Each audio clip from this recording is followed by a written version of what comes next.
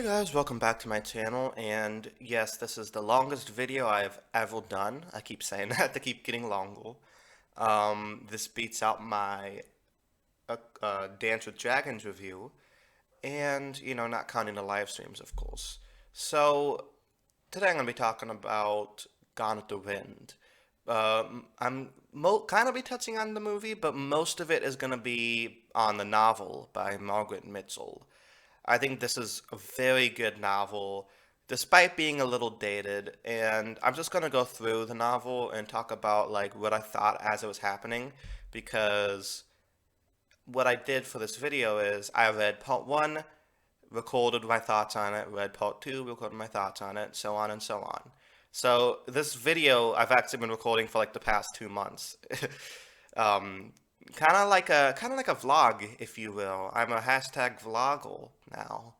And then after I get through that, I'm going to be talking about whether I think Scarlett O'Hara is a hero or a villain, because there's a lot of blurred lines there because he's such a complex character. And then I'm going to be talking about like how I would compare the movie to the book. So stick around, grab some popcorn, because today we are going to terror. So the novel takes place in Georgia during both the Civil War and the Reconstruction era. And normally I'm not a huge fan of like historical fiction, but this is one of the rare examples of one that I'm like actually interested in. So Georgia and a bunch of other states are planning to secede from the Union because they want to keep going on with slavery because they think slavery is cool, uh, and the Union doesn't.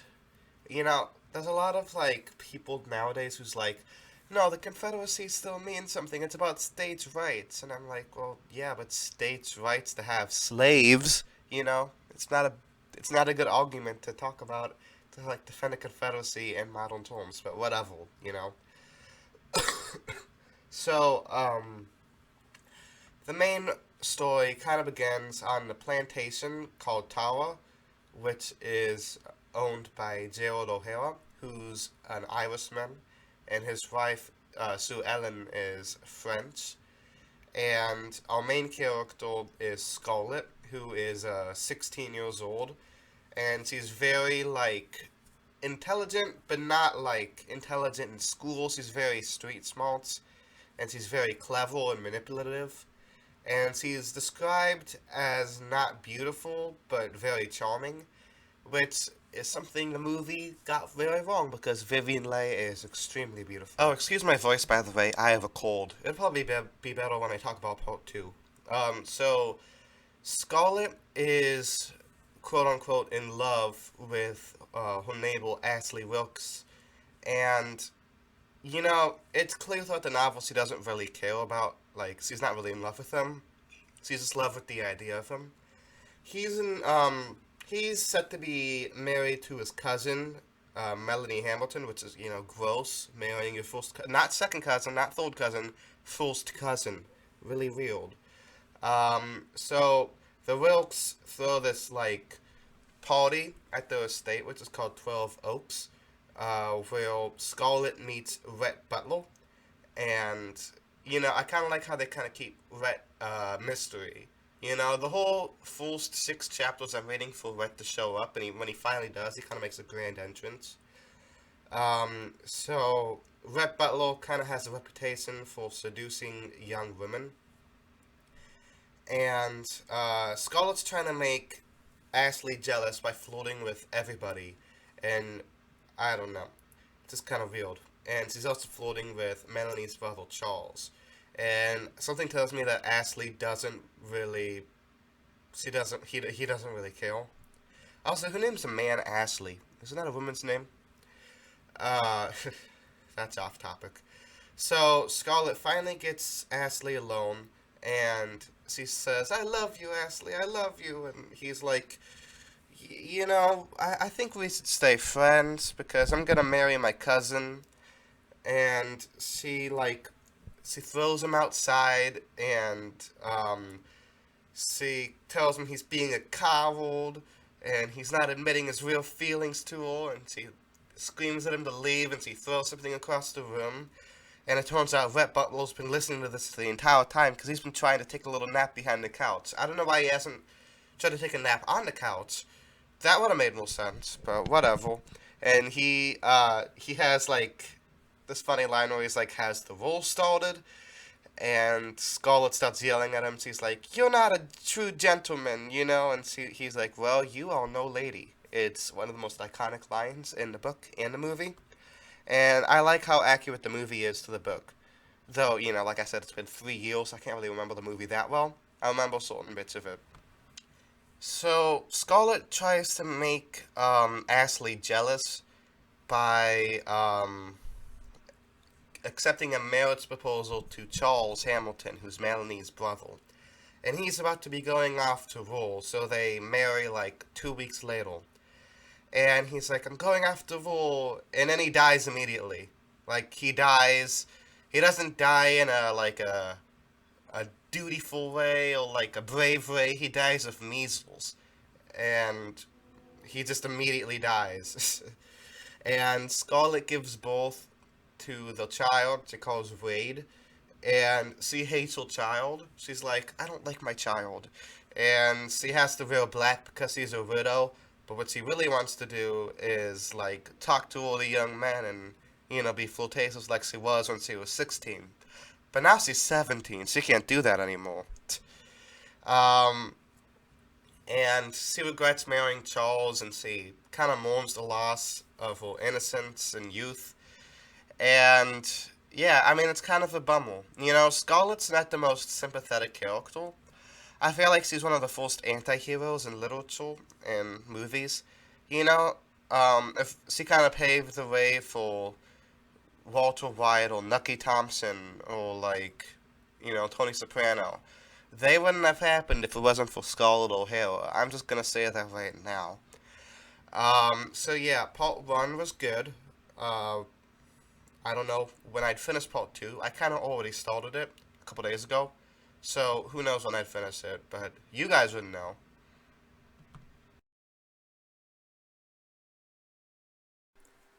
Okay, guys, I just finished part two, which covers 8 through 16, and this book, I gotta say, it's very good at keeping its pace, considering how long it is.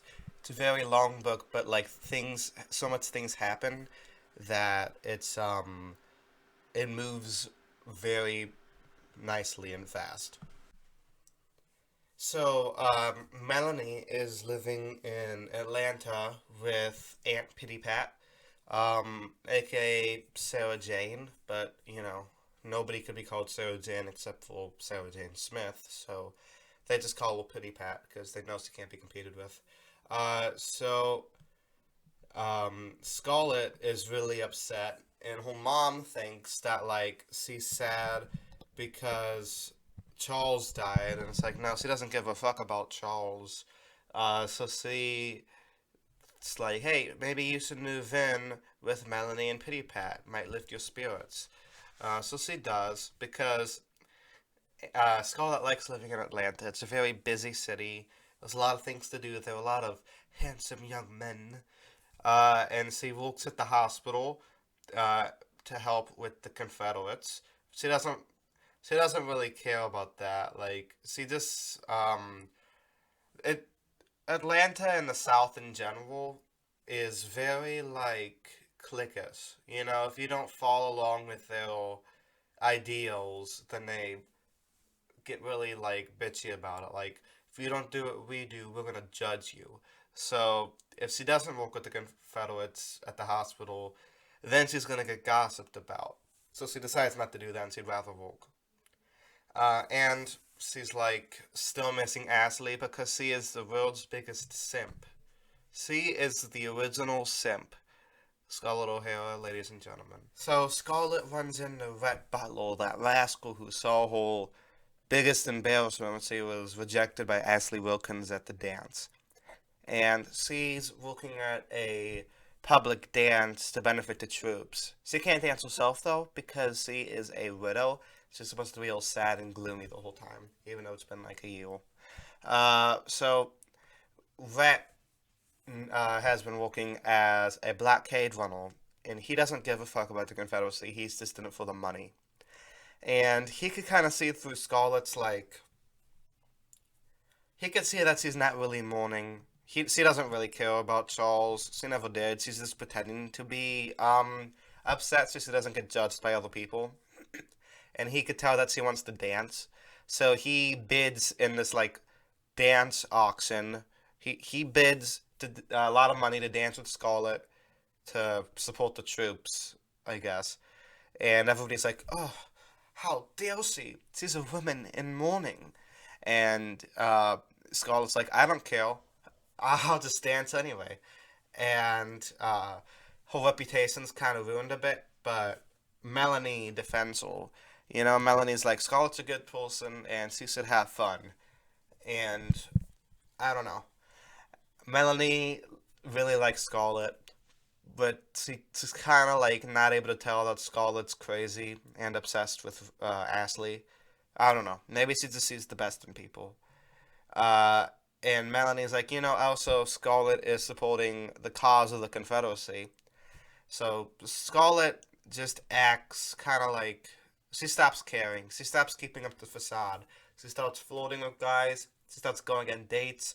She still, but she still has to wear like the Black Widow clothes. But Melanie still defends her honor in front of the other angry women. And she also starts getting closer to Rhett Butler. She doesn't love Rhett Butler because she's still obsessed with Ashley. She's like I said, the world's biggest simp. And he, she kind of leads him on because she likes when he buys all expensive clothes and all the money and stuff.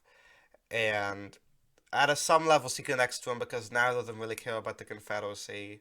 They both kind of know it's a lost cause, and they're both grifters in a way. They're both lying about who they are. Well, except Rhett doesn't really lie about who he is. He's pretty upfront about it. And the town starts to shun him because he just did it for the money. But Melanie defends him, and Melanie always lets him into her house because she donated her wedding ring to the cause, but he was able to find it and give it back to her. So that means, like, she really respects him and cares for him. So while everybody else in the town may shun him, Melanie always sticks up for him. And that's kind of an interesting friendship because it shows that Rhett isn't a bad person. He actually does care about people. He doesn't care about the Confederacy cause, but he cares about just certain people who are nice to him, like Melanie. And he could tell that Melanie is one of the few people who are actually good at heart.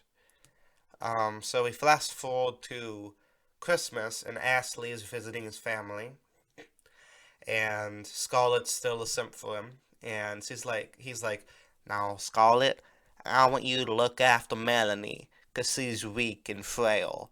And Scarlett's like, Ashley, I love you. Leave your wife and stay with me. And he's like, but Ashley, I'm married to my cousin. I can't do that. And Scarlett's like, I don't know. Scarlett's kind of crazy. I don't even know what she sees in him. Like, he seems like a nice guy. And it, we find out that Scarlett doesn't even care, like, what he has to say. She's just obsessed with the idea of him. Because when she sneaks through his ladders and he tells Melanie how hopeless the role is, she doesn't even care. She doesn't even care. Like, she just likes the idea of him. She doesn't really care what he actually thinks or has to say. Um, and she still thinks that he's secretly in love with her. And he just married Melanie just because. And after he leaves, he finds out that Melanie is pregnant. And she's shocked by this. And it's like, girl, why are you shocked? It's his wife. I mean, I'm shocked because it's his cousin, but I guess times were different back then. So in the context of the time, you shouldn't be shocked because it's his wife and she's pregnant. It's not like, whoa, who saw that one coming? It's pretty straightforward. A lot of people who are married have children. I don't know, Scarlett. You're not that. Scarlett's not the brightest. She's very delusional. She's very clever, but she lacks a lot of common sense. and she's not a very likable character. She's the original Walter White or Tony Soprano. We have to follow it from the not the villain's perspective. I don't know. She's more of an anti-hero because she's not like a bad person. She's just very selfish.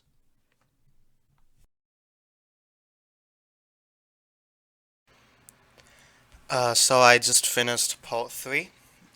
Really good stuff. It took me a while though because I was also reading Leviathan Falls, so it took me longer than usual. But it doesn't really matter to you guys because you're getting this whenever I finish. So it's like 1964, and the Confederacy is losing. Oh no, I feel so bad for them. Just kidding.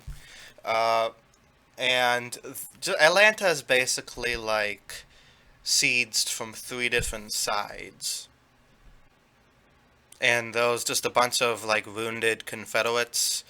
And Melanie is pregnant, and she goes into labor, and all the doctors are busy working on the wounded Confederate soldiers. So the only people left to care for her is Scarlett and a very inexperienced slave named Prissy. I wonder if that's her real name. They don't really clarify. But Scarlett has to save Melanie from like the chaos, you know, and she really wishes she was home. For like 1939 movies directed by the same director, they both want to go home, I guess. Um, so Scarlett helps her give birth to a boy, and Atlanta is like just aflamed. Yeah, they pretty much destroyed Atlanta because they don't want it to be taken over by the Union. So they thought they'd rather set it on fire. It's like a little kid. If I can't have it, nobody can. So Scarlet finds Rhett, and she's like, please take us all back to Terra. And Rhett's like, oh, Scarlet, pretty sure Terra's been burned down by the Yankees. But he takes a horse and wagon and drives them to Atlanta anyway. And Rhett's like, Scarlet, I've had a change of heart, and I want to join the Confederacy. And she's like, I hate you, Rhett Butler, you rascal. This is something that really annoys me about Scarlet, is that she always switches from like loving Rhett Butler to hating Rhett Butler. Scarlet's a very agonizing character to read about. She's a very interesting character, but she's so annoying. She's the original anti-hero, like I've said. Um, and Scarlet's able to drive them all to Terra, and Terra is still standing, which is, before she's really worried it got burned down, which brings us to the famous quote, is Terra still standing, or is it also gone with the wind? Which is where the novel's title came from. But she goes home and her mom's dead, which is very sad. And I like the way the author kind of portrays Scarlet's grief. But it's really ironic because Scarlet arrives the day after her mom died. So she was so close to seeing her one last time, which kind of adds a layer to the tragedy. And it's just kind of like she died of typhoid, I think. And her father has like completely just neglect. I don't know. He just kind of became senile because he was in shock. Because his wife's dead, he became in shock, and still thinks that she is alive. He still thinks to himself that she's alive. It's his way of coping with it. Now I don't really know how exactly realistic that is, but my grandma thought people were alive who weren't alive, so I guess it's kind of realistic. But it was such a fast tone. Most things it's when people go senile, it's usually gradual, but his was very sharp. So I don't know. I think he's just in shock. And Scarlet's sisters have typhoid. All the slaves ran away because they're free now. And the Yankees have like burned all of the cotton and stole all the food.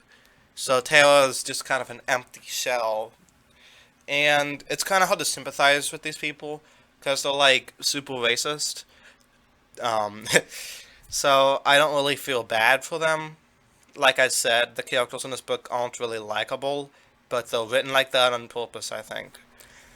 And we get like the famous scene from the movie before the intermission where Scarlet finds one lonesome radish in the field, and she's so hungry that she just eats it raw. And she declares that no matter what she has to do, no matter if she cheats or steals or anything, that she'll never go hungry again. She'll never be hungry again, as God is a witness. She'll never go hungry again. And then after that scene, the home is invaded by a Yankee who tries to rape Scarlet, but she shoots him because, she's the original bad bitch. And Melanie helps her cover it up. And this kind of shows how supportive Melanie is and how far they've come from the beginning. Well, this is kind of where Scarlet really starts to respect her because she lies in front of the kids, you know? And then there's this, um, and there's a bunch of Confederate soldiers who keep coming to Tara to find food. And they don't have that much food, but Melanie insists because he's like, what if other homes are feeding Ashley? We gotta repay the favor. And eventually Ashley does come back, and he's very nihilistic now, you know?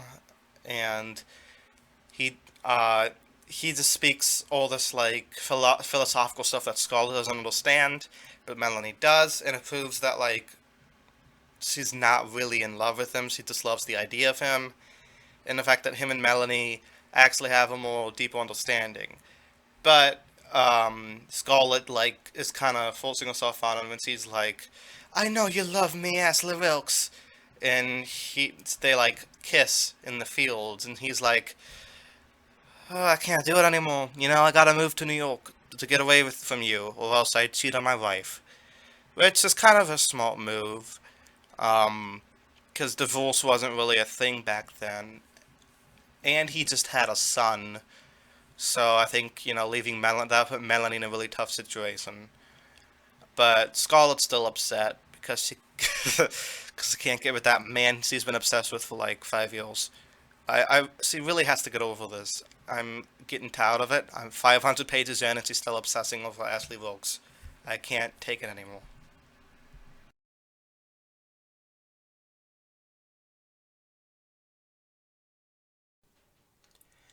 So guys, I just finished part four, and Taylor, that's starting to recover from the end of the war, and Reconstruction has kind of started. And if Scarlett doesn't pay her taxes, then she'd lose Taylor, and she doesn't have the money for it, and she's worried that like the Taylor would go to this guy and his wife that she blames for her mother's death, and she doesn't have the money, and she realizes that the only man who has enough money to help her is Red Butler. So she rips the curtains off of her window and turns it into a dress, as parodied in the famous Carol Burnett sketch. And she has to look presentable and like she's still wealthy, so that she could trick Rhett into giving her money. Because if she thinks that, um, now if he thinks that she is poor, then she'd use him for her money, which is exactly what she's doing. But she doesn't want him to know that. And she is so close to winning him over, until he sees her uh, hands. He looks at her hands and sees that she's been working in the fields, and that all is not well in Tara, and that she's just playing him for money. And he's like, I'm not gonna give you money, but if they hang me, you could watch me hang, and it's just kind of a funny scene there because Rhett is probably one of the only people who could see right through Scarlet. And literally on her way back home to, well, Aunt Pitty's house, she meets Frank Kennedy, who is a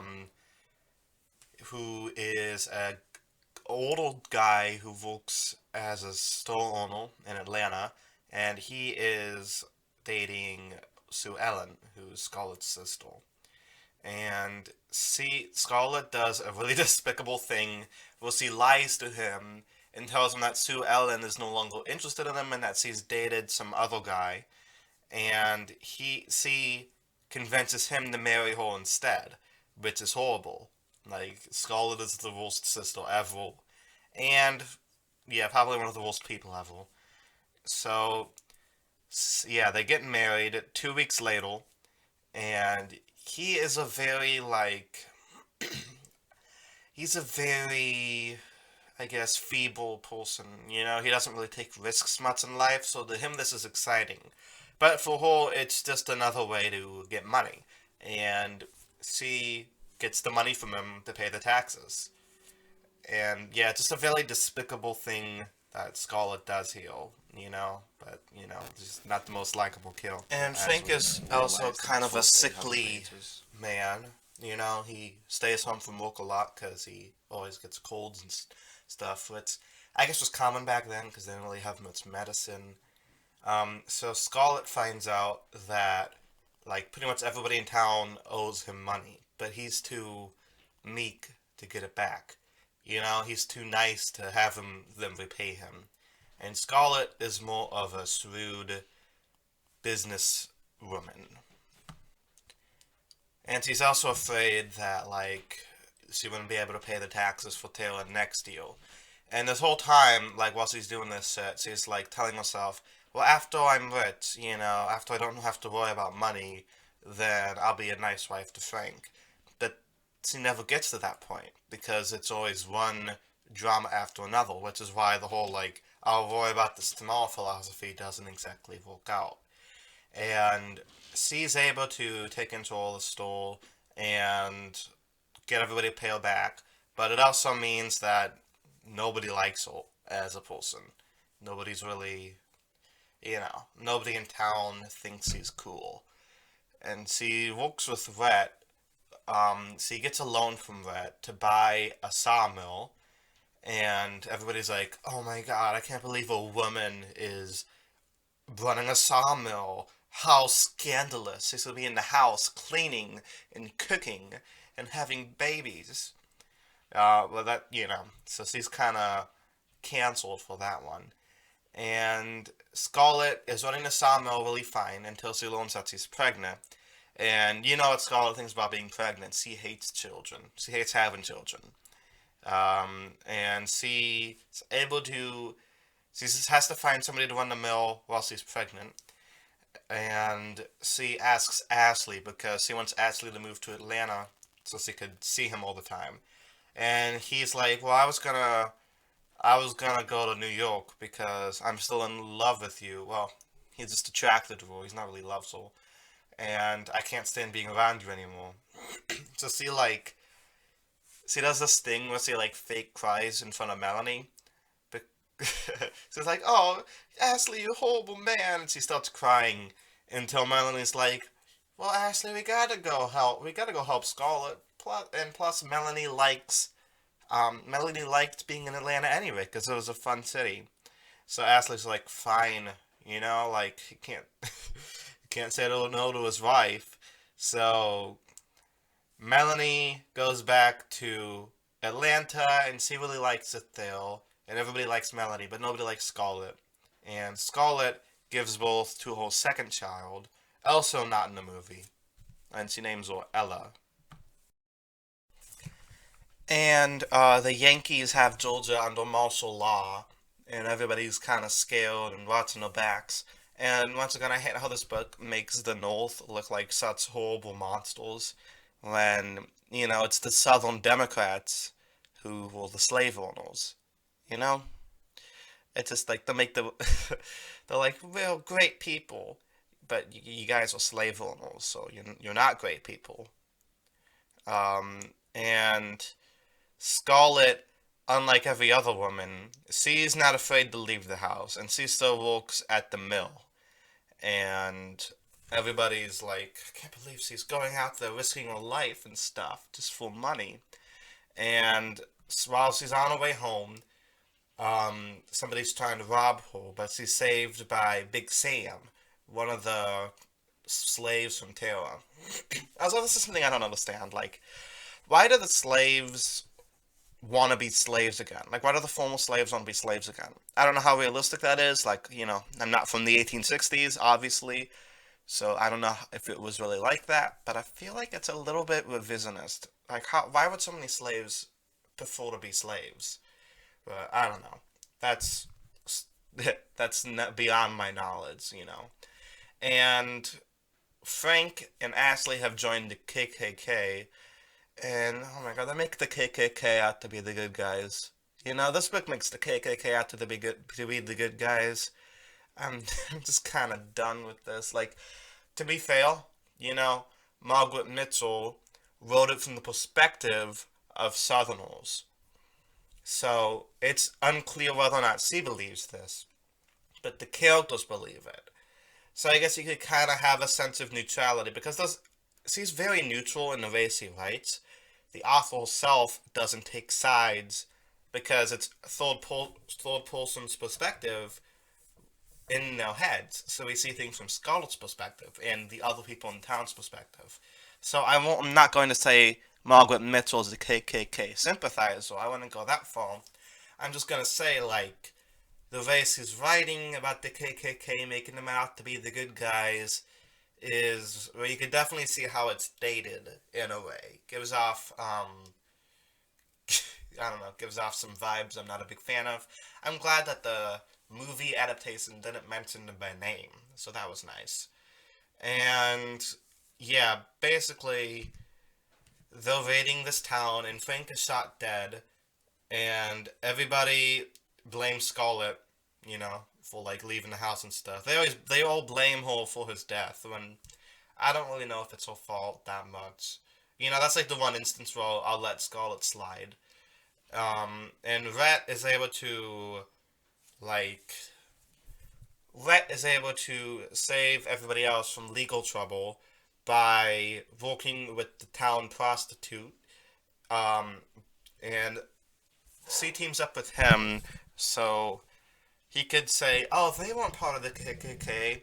They were at the whorehouse, getting drunk and cheating on their wives and stuff." And that's a way for him to save Ashley and pretty much everybody else. And everybody owes their lives to Rhett.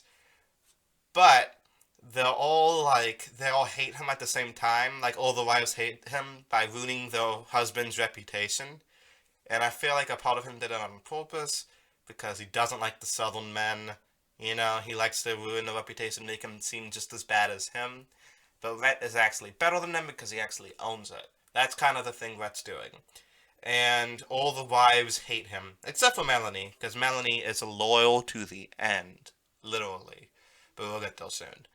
And also, he marries Scarlett because he's like, well, you're finally free of Frank. You're finally single again. He's really swoops in there at the perfect time. And I feel like this is one of the only times in the book that Scarlett feels guilt for Frank's death. It kind of shows that maybe she's matured a bit, and she's kind of tired of using people as pawns in her game. And she doesn't really want to marry him anyway, but, it's more of just a way to have fun, you know? Since they both have money, she won't be after his money as much. They'll just marry for fun and see how that goes. And she's like, well, fuck it, okay, yeah, whatever. And they announce their engagement, and everybody in the town hates them again because it's like, I can't believe she's marrying somebody again after her husband died. And just, yeah, Scarlett and Rhett are like the two most unpopular people in the town. But Scarlett has come to the point where she doesn't care anymore. She really doesn't care what people think. As she's at that point in her life where she's lost everything, she really has nothing else to lose.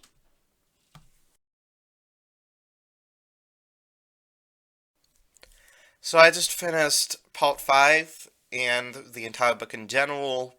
Got it. I think it was the longest book I've ever read, nearly finishing out A Dance with Dragons. But anyway, Rhett and Scarlett get married and they honeymoon in New Orleans, spending just crazy amounts of money and partying the entire time. And I think this is probably the happiest part of Scarlett's life.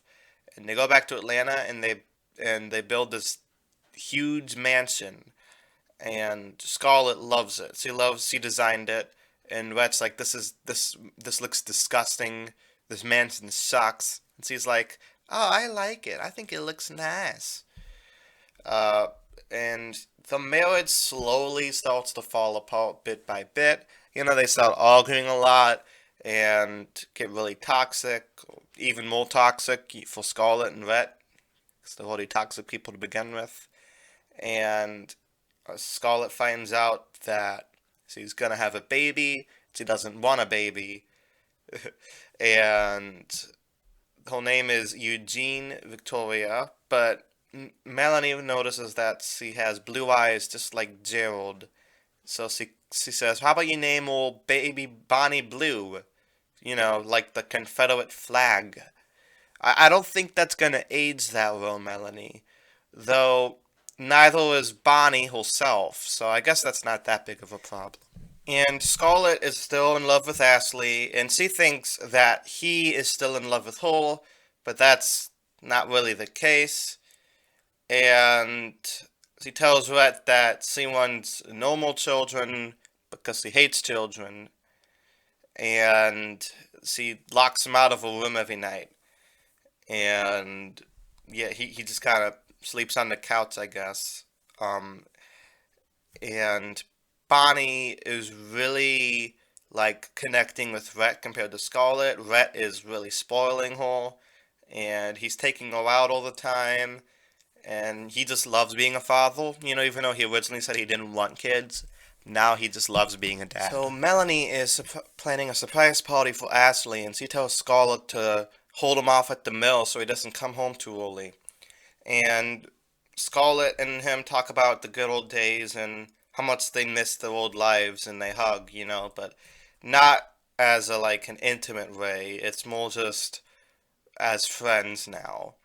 But now that they actually are being friends and not intimate like before, Ashley's bitch sister India just happens to see them, and she tells everybody because she's a gossiping bitch. And Melanie is like, no way, not my Scarlett. Get the fuck out of here, India. You're never coming back. I hate you now. But Rhett believes her, and he's like, he basically likes to start screaming at Scarlett and forces her to have sex with him. I don't know if it counts as rape because she seemed kind of into it. It just felt weird. I don't know. And the next morning, Rhett leaves town with Bonnie for like 3 months. I think he goes to London. I don't remember. But he leaves town, and she hates him, but she loves him. The whole thing throughout the book, which makes Scarlett a very indecisive, annoying character. But that's kind of the point, because you're not really supposed to like her that much. And she learns that she is pregnant again with her fourth child. And when Rhett's like finds out that she's pregnant, he's like, "Oh, it's Dad Ashley," and she says, "No, no, I wanna." He's not the father, but I wouldn't want to have your baby again. And he's like, "Oh, it's okay. Maybe you have a miscarriage." And then she immediately falls down the stairs and has a miscarriage. It's just very traumatic. This is when the book takes a plunge into just grimdark. Um, Rhett becomes an alcoholic, and he tells Melanie that he was always jealous of Ashley, and she really comforts him. It's kind of a sweet moment because Melanie and Rhett have this kind of special friendship, because Melanie is the only one that Rhett really respects in life. And Scarlett kind of just goes back to Tara because that's the place where she's most comfortable, and she just decides to forget about everything, and Rhett and Melanie are able to convince her to sell the mill to Ashley. So she basically loses everything by the end of the book. It's like slowly.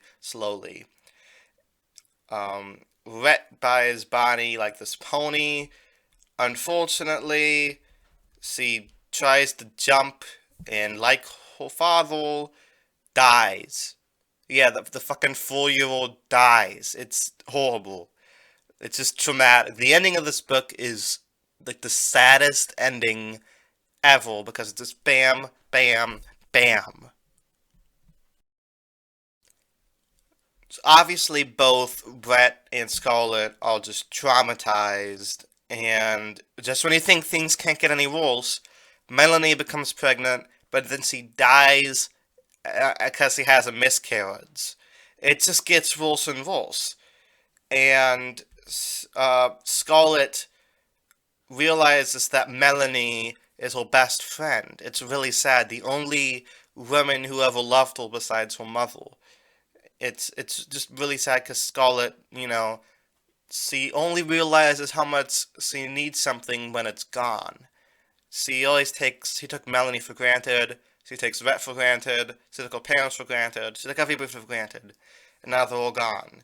And it's it's just traumatic. And she realizes that she always loved Rhett, and he has always loved her. And she just wants to start things fresh with Rhett, but he's like, I can't do this anymore.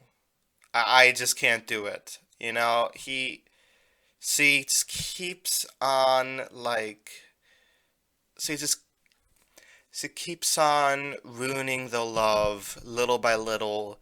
Just the years of anguish, bitterness, trauma kind of broke them apart. And it's mostly Scarlett's fault for being very cold.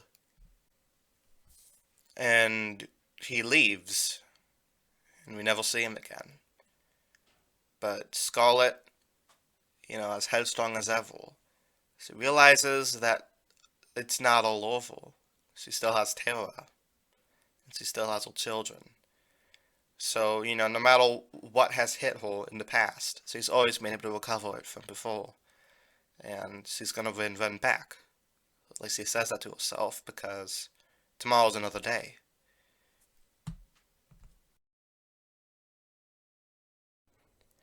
So, throughout the novel, Scarlett O'Hara portrays numerous morally ambiguous, just deceitful, but sometimes kind qualities.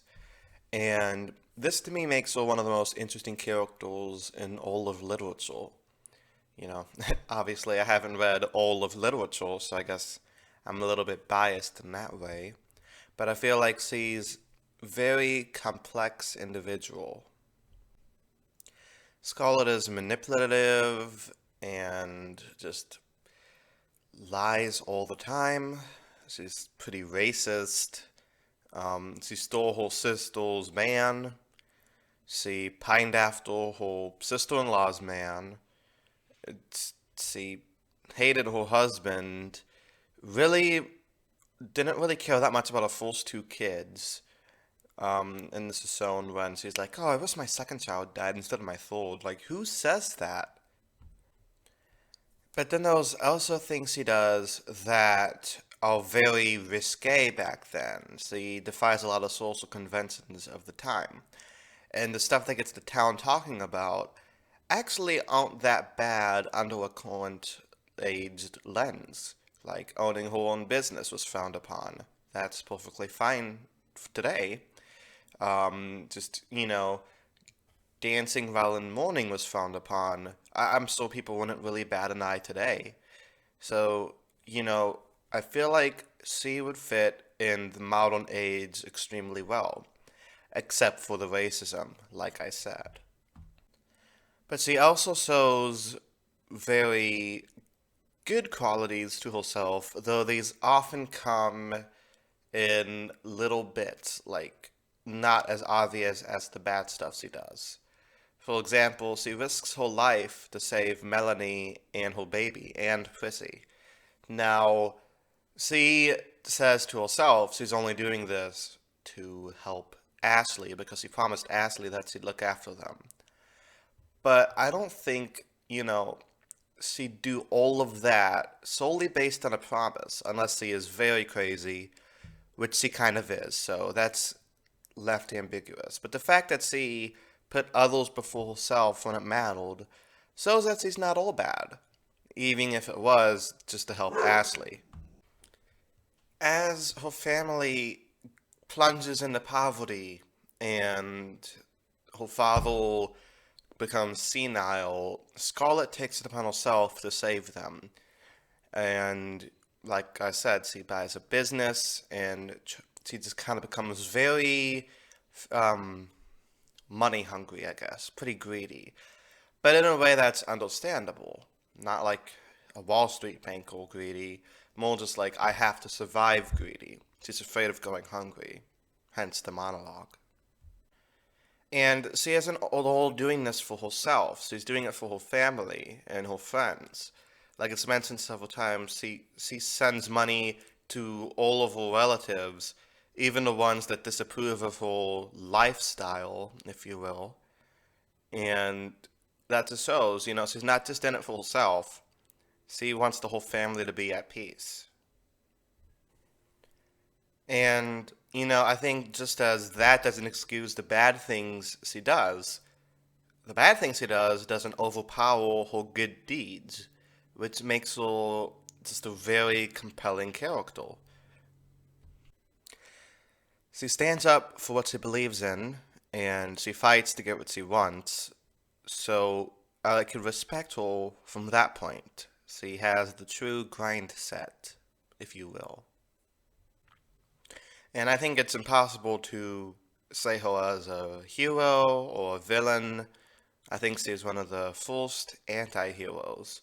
In an era now filled with Tony Soprano, Walter White, Nucky Thompson, I feel like, in a way, Scarlett paved the way for them.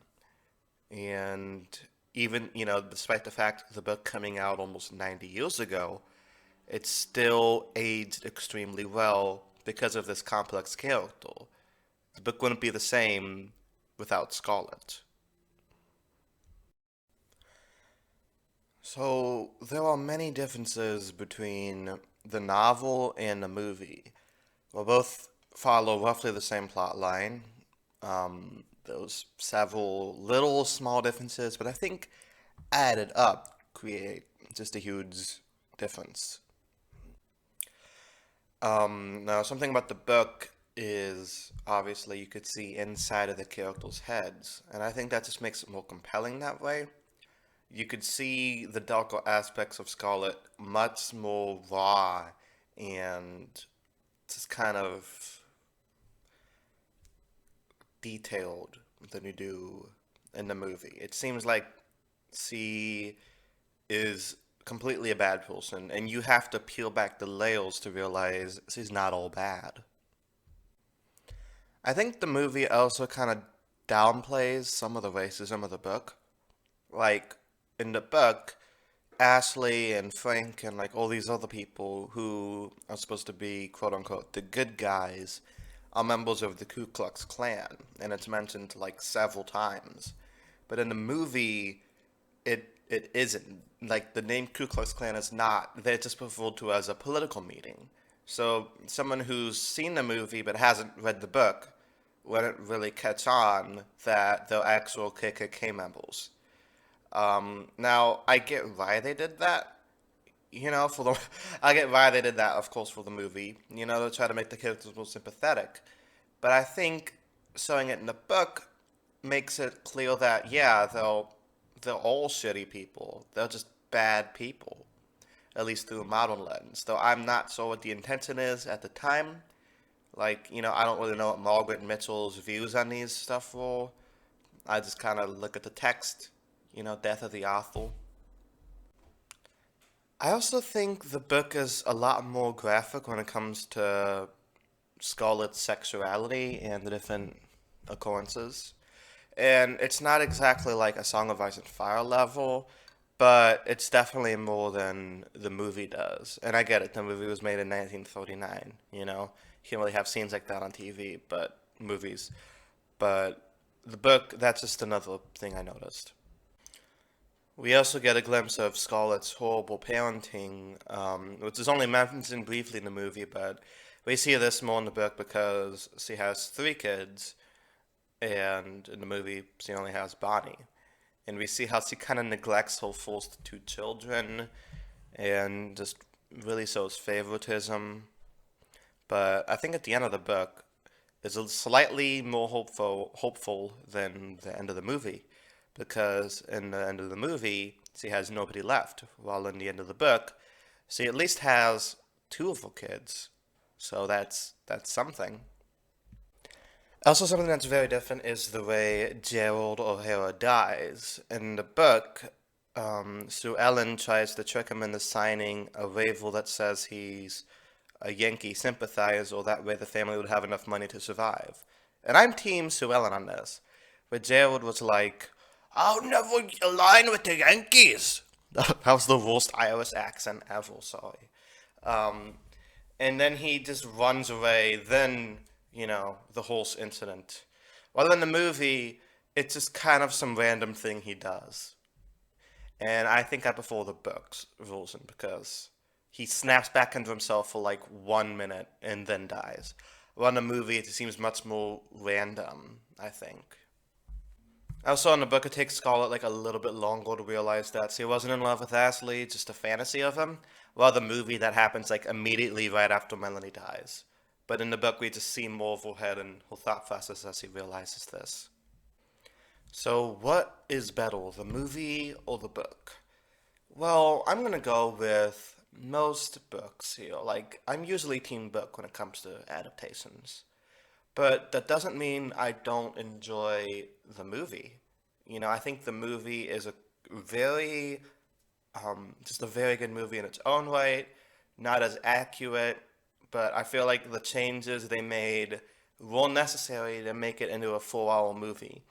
Because if you really like look at it, this has enough material for like an entire season of television, like 20 hours of TV, you know? Not your Peaky Blinders 6 hours. Your Twin Peaks is 20 hours.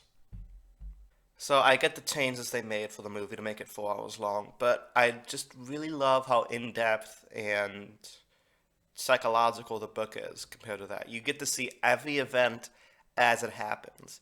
And despite being over 1,000 pages long, it doesn't ever feel boring because of how interesting the main character is. So yeah, for this one, I'm going Team Book. Sorry, movie. I'm just kidding. I love you, movie. Wow, everybody, this was long. I'd like to thank everybody who stuck around this far for my inconsistent ramblings and stuttering of my voice.